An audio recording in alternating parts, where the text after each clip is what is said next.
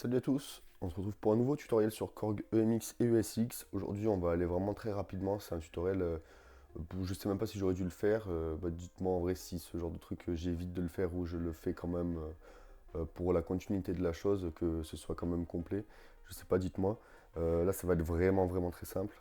Euh, c'est comment modifier le tempo, le BPM, modifier le rythme.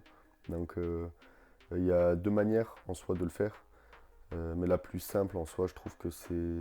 Après, il y en a une qui est plutôt pour jouer en live, donc c'est pour modifier en live. Et l'autre, ça va être pour quand on cale le tempo directement. La première manière, du coup, toujours, hop, on va sur pattern. Et là, il y a les flèches, comme vous voyez.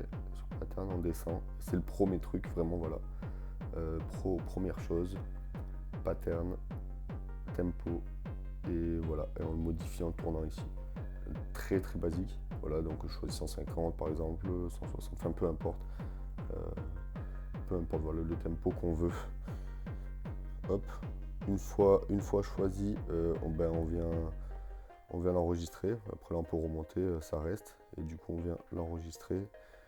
Et comme on peut voir sur tutoriel 2, par exemple, je suis à 120. Et sur le tutoriel 1, du coup je suis à 150, comme là je viens de le modifier. Voilà, très simple pour cette vidéo. Ensuite, le deuxième moyen, c'est quand on a lancé le son, qu'on est sur Part Edit, c'est le tap-tap, comme ça, voilà. Tap-tap, en fait, il suffit d'appuyer deux fois au rythme qu'on veut. Voilà, si je fais un très lentement, ça va le mettre tout seul à 100, voilà. Ça, c'est pour quand on va jouer en live, qu'on veut modifier le tempo, je sais pas, en live, que d'un coup, on est sur un drop et qu'on veut aller un peu plus vite, hop, on choisit, voilà, un peu trop rapide, mais hop, voilà, on va choisir le tempo qu'on veut et faire ça directement en live, c'est une autre méthode de jouer. Après ça reste voilà, vraiment de la manipulation de machine.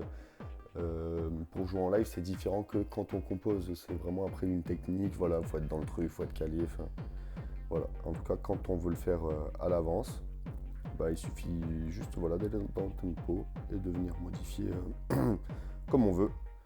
Et ensuite on appuie sur Write et c'est tout bon. Voilà.